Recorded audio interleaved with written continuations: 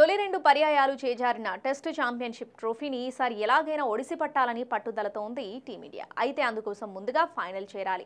భారత జోరు చూస్తుంటే హ్యాట్రిక్ ఫైనల్కు ఢోకా లేనట్లే కనిపిస్తుంది. ఛాంపియన్షిప్లో నిలకడైన ప్రదర్శనతో అగ్రస్థానంలో కొనసాగుతున్న భారత్ తాజాగా బంగ్లాదేశ్పై తొలి టెస్టులో ఘన విజయంతో ఆ స్థానాన్ని మరింత పదిలపరుచుకుంది. తొలి టెస్టు ఆరంభానికి ముందు భారత్ 68.5 గెలుపు శాతంతో ఉంది.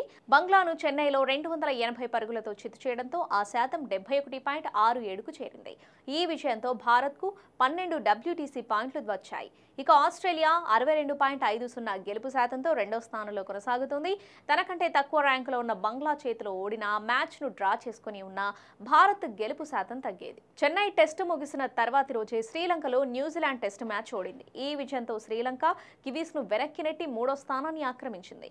ఆ జట్టు గెలుపు శాతం 42.9 నుంచి 50కి పెరిగింది. కివీస్ గెలుపు శాతం 50 నుంచి 42.86 తగ్గింది. పాకిస్తాన్పై టెస్ట్ సిరీస్ క్లీన్ స్వీప్తో 45.8 గెలుపు శాతంతో 4వ స్థానానికి ఎగబాకిన బంగ్లాదేశ్ భారత్ చేతిలో తొలి టెస్టు ఓటమితో 6వ స్థానానికి ఎగబాకింది.